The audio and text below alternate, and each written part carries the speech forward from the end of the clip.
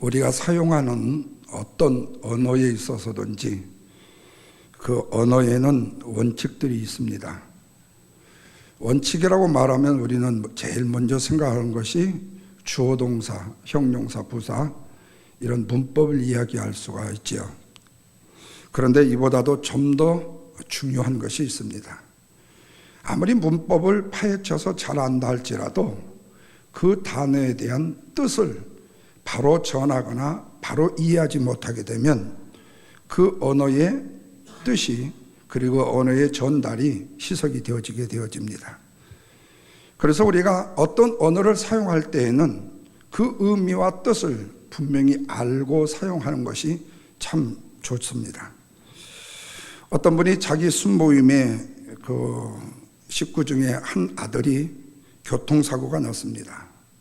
들어보니까 사지가 마비되는 식물인간이 되었다라는 그런 이야기의 소식을 듣고 병원에 신방을 갔습니다. 아마 저만치 말을 잘 못하고 가끔 이름도 잊어버리는 사람이어서 그런지 몰라도 이분이 그 집사님의 아들을 보는 순간 위로를 해야 되겠는데 그 식물인간이 됐다라는 말이 갑자기 생각이 안 나고 캄캄한 거예요. 아무리 생각해도 생각이 안 나서 할 수 없이 하는 얘기가 뭐였는 거니 아드님이 야채 인간이 되셔서 어떻게 하지요? 이렇게 위로를 했다는 우스운 이야기가 있습니다. 지금까지 우리가 녹주입니다. 은혜에 대한 설교, 은혜에 대한 이야기들을 말씀을 나누고 있습니다. 그런데 우리가 신앙인이라고 하면서도 가장 많이 쓰는 말인 이 은혜라는 말을 너무 많이 오해하게 사용하고 있더라는 거예요. 그래서 나 은혜를 너무 많이 받았어. 왜? 그 목사님이 너무 웃겨가지고 나 얼마나 은혜 받은지 몰라. 그 목사님이 쌈박하게 짧게 설교를 끝내고 기도를 끝내서 은혜를 받았대요. 은혜라는 말을 여기다도 양념으로 집어넣고 저기다도 집어넣고 그래서 진짜 은혜라는 이 카리스에 조건과 이유 없이 하나님이 우리에게 값없이 주었지만 가장 값진 은혜라는 이 말을 저 쓰레기통에 빠뜨리거나 아니면 저 우물통에 빠뜨리는 일들을 얼마나 많이 우리가 자행하고 있는지 모른다 그 말입니다. 그렇다면 우리가 지난 시간 계속해서 말씀을 공부했듯이 은혜가 뭐라고 했습니까?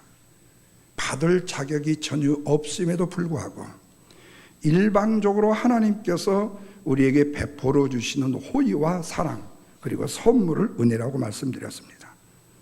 그런데 그 은혜를 크게 두 가지로 나누면 일반의 은혜와 특별한 은혜인데 하나님께서 세상 모든 사람들에게 베풀어 주신 은혜가 있습니다.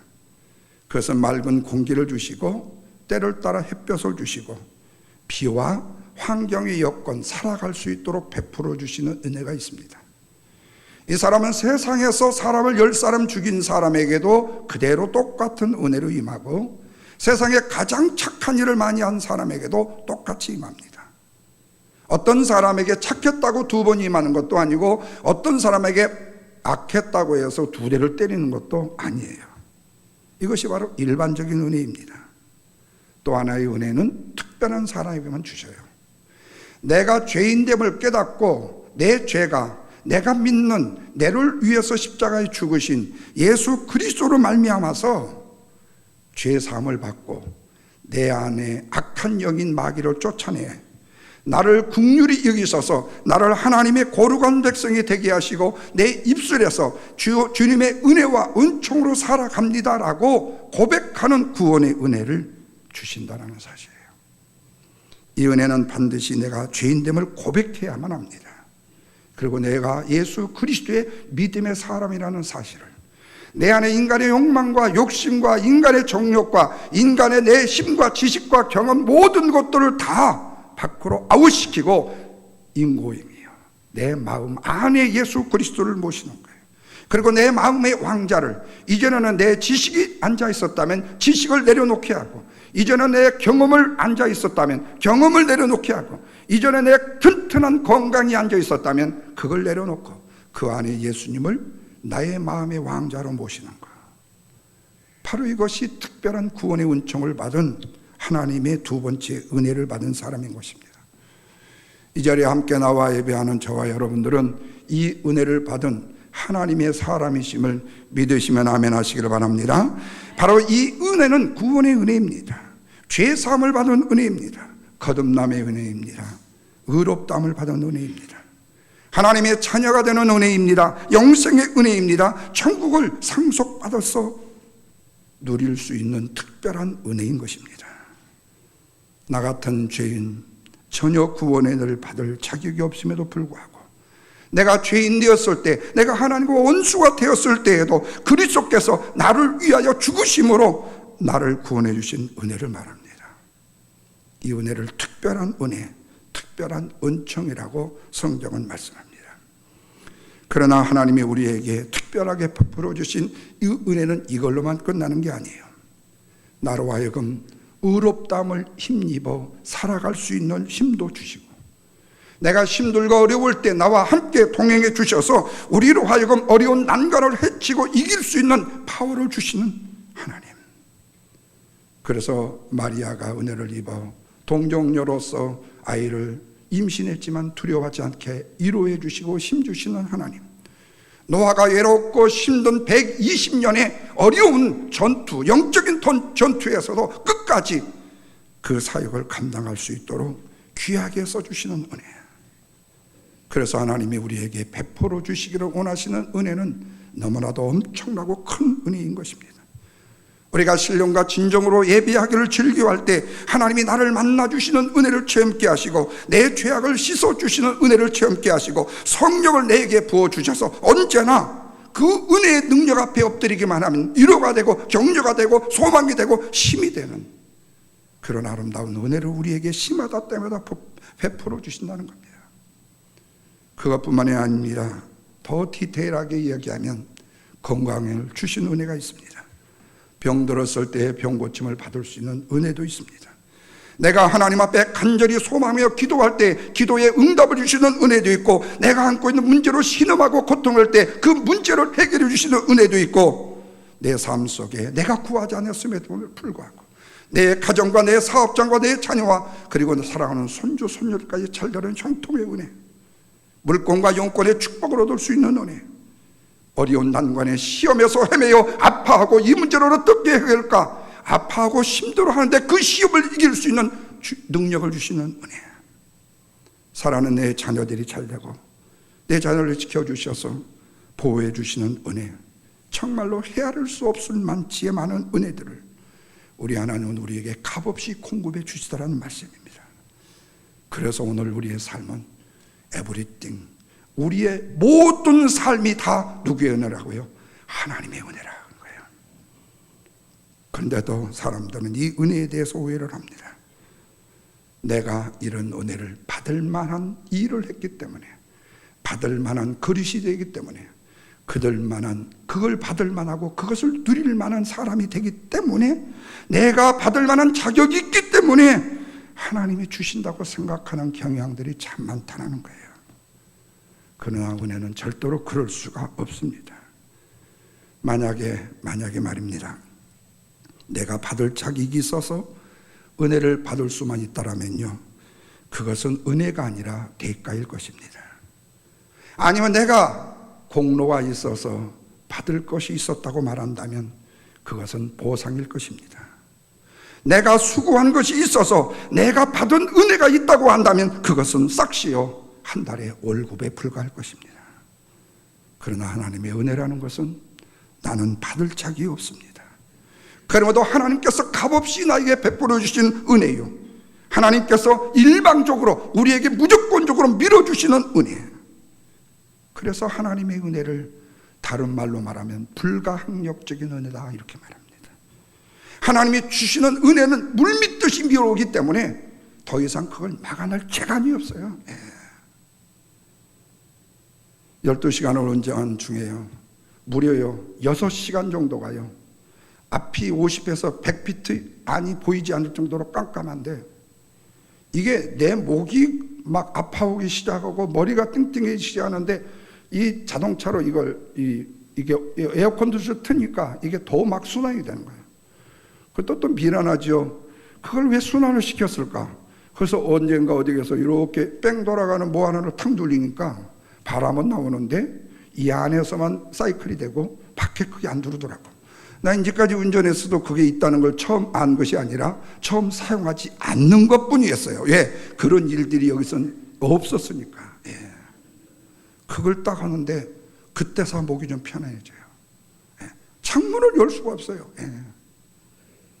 그러면서 내가 느끼는 게 있었어요. 야, 이런 공기를 마시면서 이 동네 사람들은 어떻게 사는가? 물어봤더니 지금 2016년부터 2017년, 2018년 3년 동안 연이어서 그 지역에 로컬에, 그래서 가서 보니까 무슨 인삼 심을 때 한 번 심고 나면 10년 쉬었다가 또 심잖아요. 그러듯이 이쪽 올해 불라고 그러면 내년에는 저쪽 불라고, 내년에는 저쪽 불라면 저쪽 불라고. 갑자기 내려오는데 내비게이션이요, 도로를 우리가 온도로로 인도를 안 해요. 그래서 무조건 따라갔죠. 산속으로 들어가는 거예요. 한참 들어가다 보니까 양쪽이 다 새카매요. 빼짝에 서 있는 이 나무들이요 했는데 이게 작년에 탄 거예요.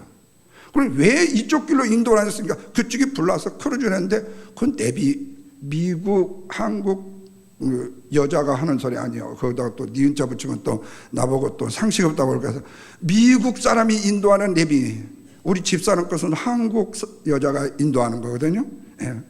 근데 거기가 막혔다고 이쪽으로 인도했던 거예요. 완전히 산중으로 들어가는데요, 세상에 그게 작년에 전부 다 탄 거래요. 예. 어떻게 이렇게 도끼비불이 있어요? 그러면서 작년에는 거기에 있는 모든 사람들을 다 대피를 시켰대요. 왜? 길가에서 타기 때문에. 다행스럽게 올해는 길가에 타지 않고 저쪽 아웃사이드에서 탄 거예요. 사방에.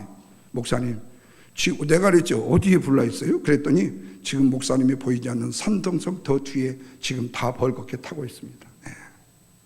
근데 탈 곳도 없는 것 같은데 계속 타요. 예.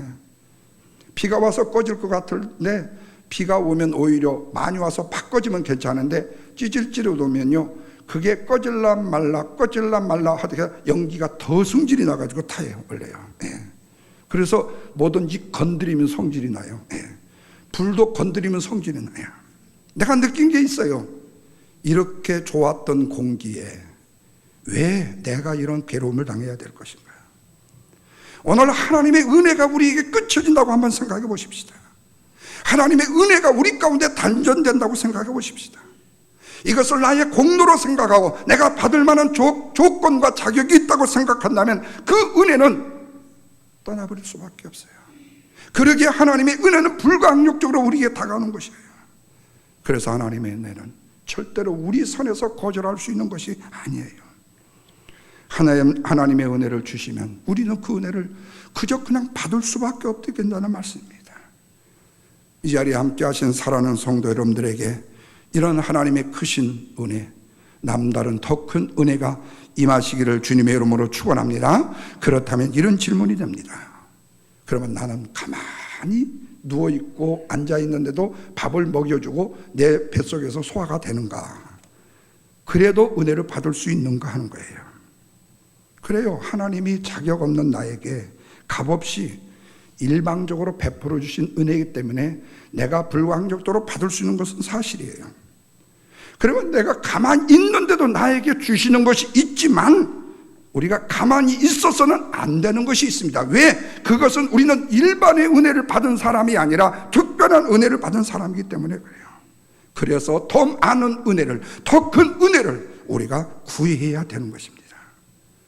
물론 내가 구하지 않음에도 불구하고 바라지 않아도 하나님이 주시는 은혜는 있습니다. 내가 모르는 사이에도 하나님은 이런저런 은혜를 우리에게 많이 허락해 주십니다. 그래서 오늘 내가 생명을 부지하며 살아갈 수 있을지도 모릅니다. 내가 구하지 않는다고 해서 하나님께서 내게 아무런 은혜도 공급해 주시지 않는다면 오늘 우리는 당장에 우리의 생명은 끝나버리고 말 수가 있었을 거예요. 그렇다면 더 큰 은혜, 더 큰 압력적인 은혜를 받으려면 어떻게 해야 됩니까? 성경은 그렇게 말해요. 은혜를 사모하라고요. 출애굽기 33장 19절에 나는 은혜를 줄 자에게 은혜를 주고 긍휼히 여길 자에게 긍휼을 베풀어 주신다라는 말씀을 해요. 은혜는 하나님이 주권적으로 주고 싶은 자에게 주시는 것이 은혜예요. 어떤 사람에게는 많이 주시고 싶으면 많이 주지만 어떤 사람에게는 적게 주고 싶으면 적게 주실 수 있어요. 그런데 문제는 하나님이 적고 큰 것을 분별한 것이 아니라 내 영적인 시선과 시야가 큰 은혜라고 여겨서 받아들이면 큰 은혜가 되지만 적은 은혜라고 생각해서 적은 걸 주면, 적게 생각하면 적어질 수밖에 없어요. 우리 장로님이 운전하시다가 상견 안 하시는 행동을 한 번 하셨대요.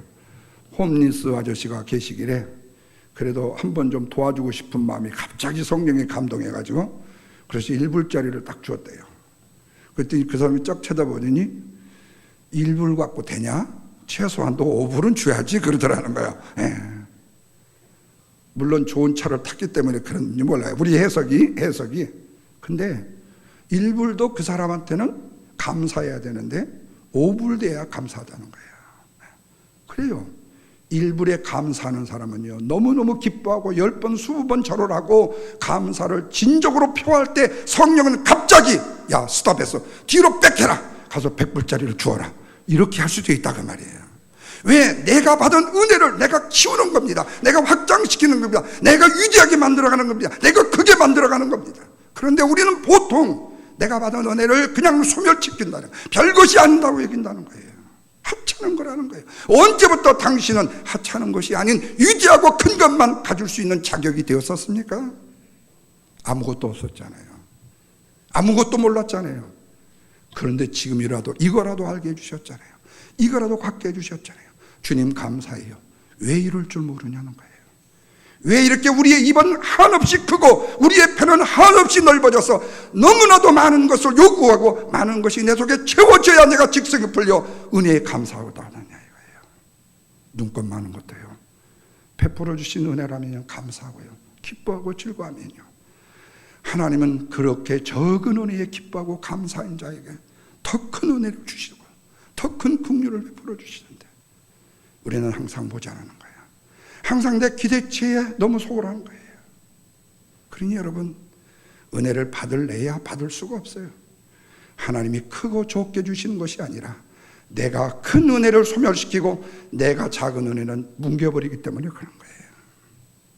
그래서 하나님은 은혜를 줄 자에게 은혜를 주고 긍휼히 여길 자를 긍휼히 여기고 베푸신다는 말씀을 하시는 겁니다.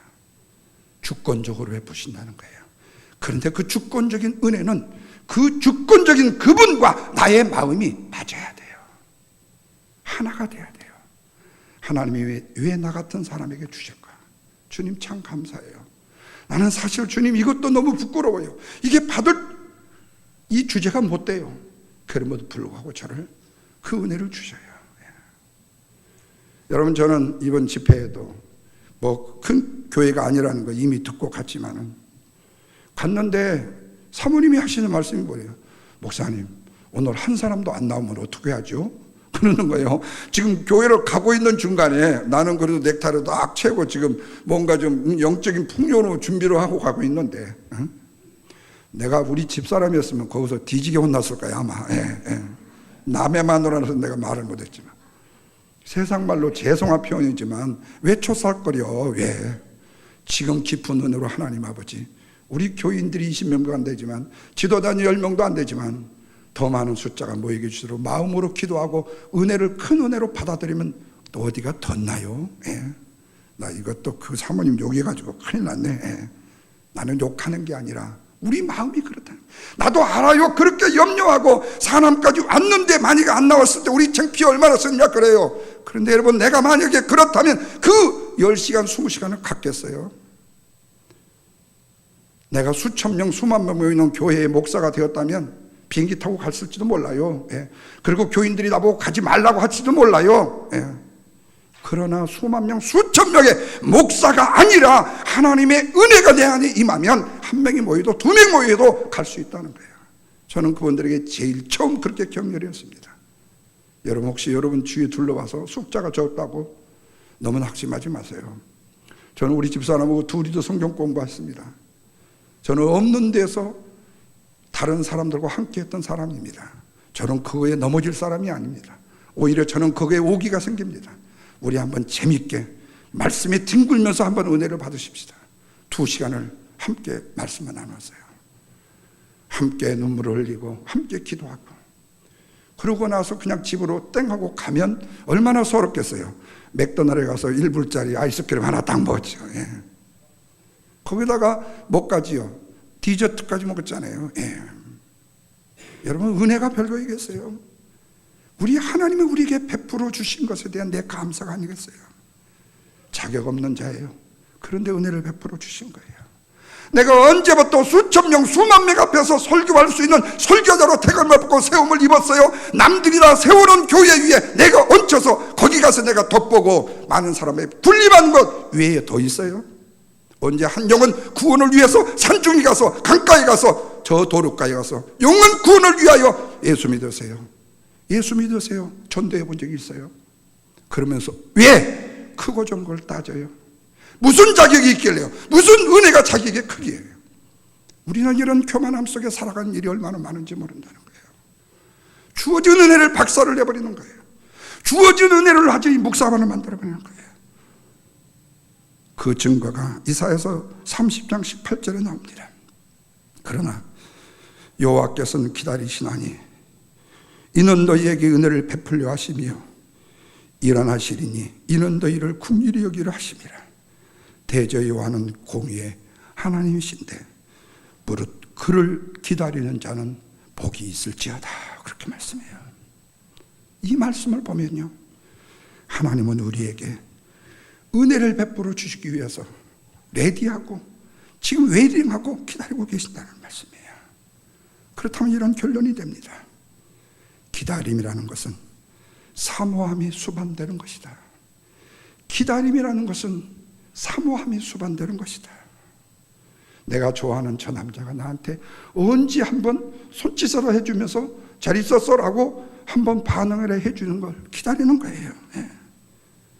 내가 하나님의 은혜를 사모하는데 어느 날 하나님이 나를 터치하시면서, 야, 내가 네 마음 알아, 내가 네 심정 알아, 네 눈물 내가 안다 라고 음성 한마디만 들면요, 폭포수처럼 눈물이 쏟아지고 힘과 용기 생기고 담대함이 생기고, 원수 같은 남편, 엔수 같은 쇳경이들이 그렇게 사랑스러울 수가 없어요. 은혜를 사모하며 기다릴 때 하나님은 은혜를 베푸신다는 말씀입니다. 그러므로 우리가 하나님의 큰 은혜를 받기를 원한다면 우리는 사모해야 합니다. 남다른 은혜를 받아서 영광을 드러내고 하나님 앞에 존귀한 사람으로 쓰임받기를 원한다면 우리는 은혜를 사모해야만 합니다. 은혜를 사모하는 자는 더 큰 은혜를 받을 줄로 믿으시면 아멘 하시길 바랍니다. 옛날 어르신들이 하신 말씀이 있어요. 비 오는 날 장독 뚜껑을 닫아놓고 아무리 바깥에다 내어놓아도 물 한 방울 들어간다 안 들어간다? 안 들어간다고요. 반대로 뚜껑을 쪼매만 열어놔도 장독 안에 뭐가 들어가죠? 비가 가득하게 들어옵니다.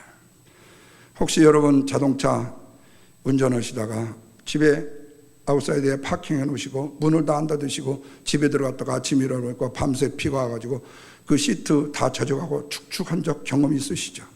여러분들은 똑똑해서 그런 경험이 없을지 모르지만 저는 가끔 띵해가지고 그런 경험들을 많이 합니다. 그러면서 갈 때 확인을 한다고 하지만 빨리 사랑스러운 내 마누라가 집에 있어서 들어가고 싶어서 그냥 닫지도 않고 들어가요. 그렇다면 여러분, 은혜를 받는 요소는 뭐예요? 여러 가지가 있지만요, 은혜를 받는 통로를 3가지로 나눕니다. 신학적으로 이것을 우리는 은혜의 수단이라고 말합니다. 자, 먼저 14절입니다. 다 같이 한번 읽겠습니다. 그러므로 우리에게는 큰 대제사장이 계시니 승천하신 이 곧 하나님의 아들 예수시라. 우리가 받는 도리를 굳게 잡을지어다. 자, 여기 말씀해 보니까 믿음의 도리를 굳게 붙잡아라, 그렇게 말씀해요. 그러면 믿음의 도리라는 것은 뭐예요? 말씀이에요. 말씀을 붙들라는 겁니다. 그래서 은혜는요, 그분이 전한 말씀을 통해서 은혜를 받아야 돼요. 왜 그런가 하면 우리가 하나님께서 우리에게 은혜를 주신다고 말할 때에 뭘로 주셔요? 말씀으로 주시잖아요. 말씀으로요. 그냥 사랑한다란 말만 100마디 하는 것보다도 연애편지 예쁜 종이에다가 한 줄 두 줄만 써서 딱 보내주면 말만 들었던 것이 이제는 현실화되고 증거가 남기 때문에 엄청나게 좋아해요. 예. 이번에 오는데 거기 목사님들하고 그 성도님들이, 집사님도 없어요. 이제 다 나가버려가지고 그분들이 많은 봉투에다가 너무너무 예쁜 글씨로, 나는 이게 이 컴퓨터로 친 줄 알았어요. 내가 이제 사진 찍어서 한번 내가 올릴 거예요. 예. 거기 보니까 참 그분들이 마음의 간절함과 내가 원했던 내 간절의 마음이 너무 믹서가 되니까요, 내가 그걸 딱 보는 순간에요, 눈물이 확 나는 거예요. 예. 그 봉투도 준지 잊어버려가지고 하도 안 받는다고 그러는데 던져줘갖고, 올 때 당시 던져줘갖고, 근데 나중에 어디가 들어있었는지 몰라갖고 어젯밤에 이 교회 일 다 마치고 11시 반쯤 들어갈 때 한번 궁금해서 뜯어봤죠. 예. 그랬더니 캐나다 달러로 $200가 들어있어요. 예. 근데 캐나다 달러는 왜 그렇게 이뻐요? 그거 못 쓰겠더라고요. 아주 멋있게 돈이 멋있더라고요. 예. 근데 그분이 그런 얘기했어요. 지금까지 목사님한테 저는 받아만 봤지. 왜냐하면 밴쿠버에서 이전에 청년 목회, 학업 목회를 했거든요. 그래서 내가 여기 올 때마다 항상 새벽 전에를 한 번씩 꼭 세워주고 찬양을 한번 하게 하고 꼭 그랬거든요. 인지까지 받아만 봤는데 이제 우리도 이번에는 한번 목사님을 섬겨 올라간다고.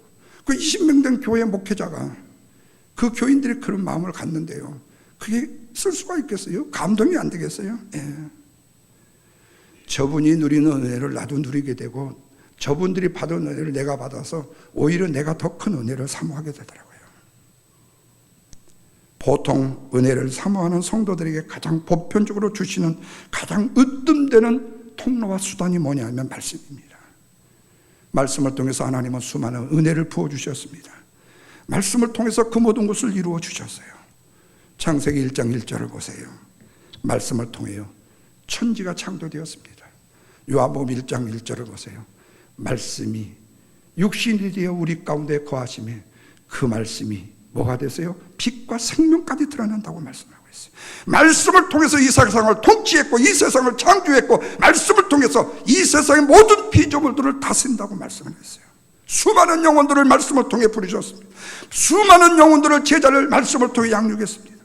말씀을 통해서 병마가 물러가게 하셨고, 말씀을 통해서 바다를 갈랐고, 말씀을 통해서 수많은 이적과 기사를 나타내 보셨어요. 수많은 사람이 그 말씀을 들을 때 예수를 믿고 구원을 얻게 되었어요. 말씀을 들을 때 거듭나는 은혜를 체험하게 됐고, 성령 충만함을 받게 되었고, 나를 만나주시기도 하는 그 말씀을 통하여 병고침을 받게 되었고, 내 문제를 해결받았어요. 기쁨과 평안을 누릴 수가 있었어요.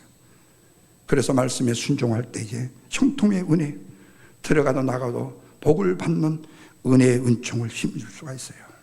그래서 하나님의 말씀을 잘 들을 수 있는 것도 은혜인 것입니다. 이 말씀을 들을 수 있는 은사가 없어서 그 은혜를 쳐버리는 사람의 세상이 얼마나 많은지 몰라요. 바라기는 저와 여러분 말씀을 통해서 들음으로 은혜를 체험하는 복된 영혼들이 되시기를 주님의 이름으로 축원합니다. 뿐만 아니라 하나님은 이 말씀을 통해서요, 우리에게 무엇보다도 더 특별한 은총과 사랑을 말씀으로 지시하시며 보여줘요. 그래서 우리는 말씀에 순종하지 않고는 결코 살아갈 수가 없어요. 두 번째입니다. 15절입니다. 다 같이 한번 읽습니다. 우리에게 있는 대제사장은 우리의 연약함을 동정하지 못하실 리가 아니요. 이 말은 뭐죠? 동정하신다는 말이에요. 이번은 부정의 부정이니까 긍정이니까 더 베스트 긍정, 베스트 긍정이에요. 모든 일에 우리와 똑같이 시험을 받으시는 이로되 다만 뭐가 없다? 죄는 없다. 그렇게 말씀해요. 이 말을 다른 말은 뭐라면 뭐죠? 예수 그리스도의 사랑을 통해서 은혜를 받게 된다 그 말이에요. 그래서 우리가 주님의 사랑 안에 거하는 것이 참 중요하다는 겁니다. 나의 안에 거하라. 나는 내 하나님이니 모든 환난 가운데 너를 지키시는 자라. 이렇게 가도 저렇게 가도 노래가 됩니다. 예. 두려워하지 말라. 내가 널 도와주리니 내가 너를 지명하여 불렀나니. 너는 뭐라고 그러죠? 내 것이라, 내 것이라, 너의 하나님이라. 내가 너를 보배롭고 존귀하게 여기노라. 나는 너를 사랑하는 여호와라고 말씀해요. 하나님 여호와가 우리를 사랑하신대요. 이 가사의 말처럼 주님 사랑 안에 거할 때 은혜를 받게 된다는 거예요.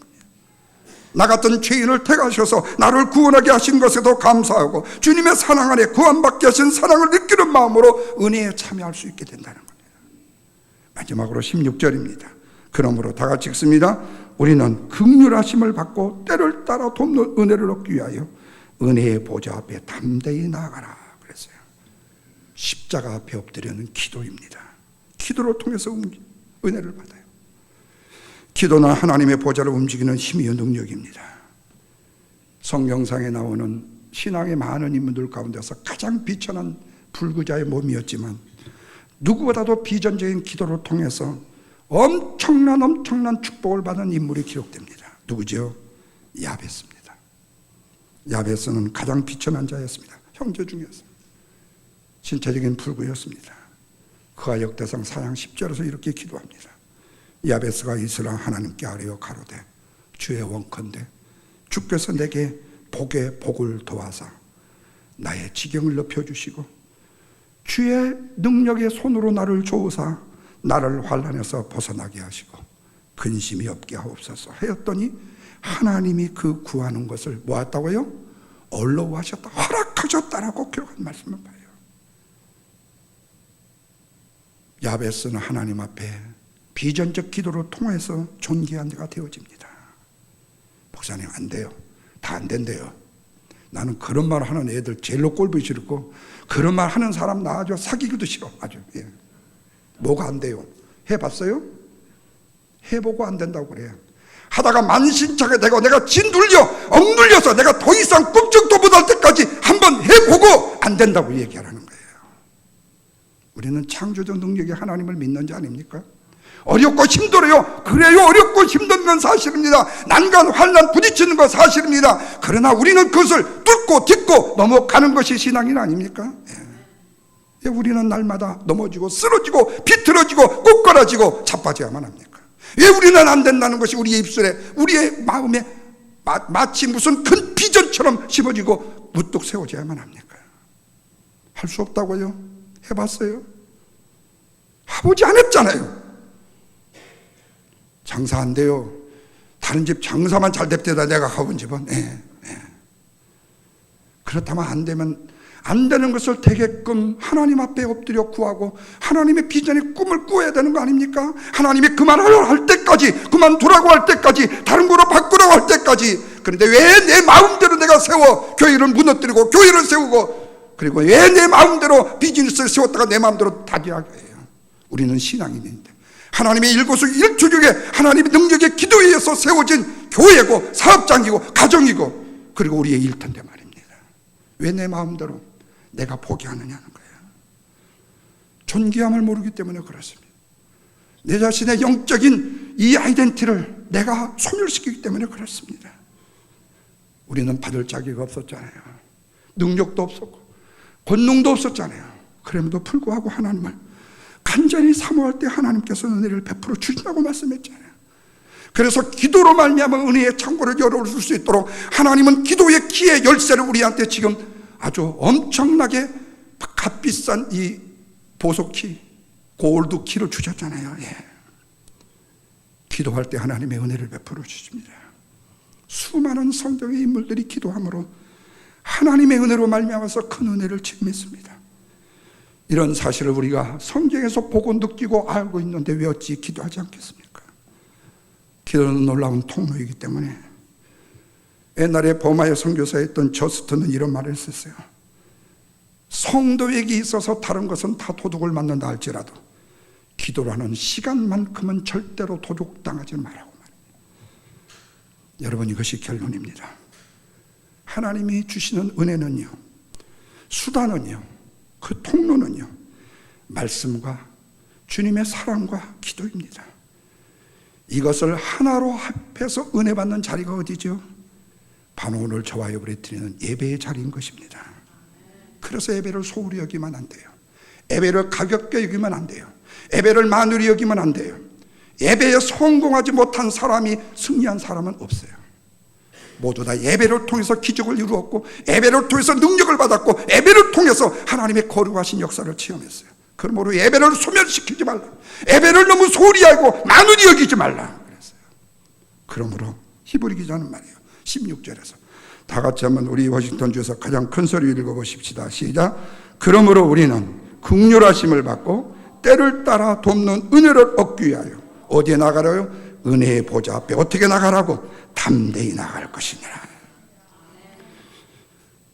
여러분, 바로 그 은혜의 담대한 자리에 예배의 자리예요. 구약시대의 은혜의 보좌는 어디였습니까? 지성소였습니다. 오늘의 날에 오늘 은혜의 보좌는 어디입니까? 바로 예배의 자리입니다. 사랑하는 여러분, 어떤 일이 있어도 예배를 소홀히 여기지 맙시다. 예배가 은혜의 통로이기 때문에 그렇습니다. 예배를 사모해야 됩니다. 하나님의 은혜를 사모할 때에 하나님의 사랑을 받고 하나님의 능력에 힘입습니다. 그러기 위해서는 예배의 자리에 나와야 되고 예배에 빠지지 말아야 됩니다. 바라기는 이 은혜 받기를 간절히 사모하여 하나님께로 크고 놀라운 은혜를 힘입는 저와 여러분 모두가 되기를 주님의 이름으로 축원합니다.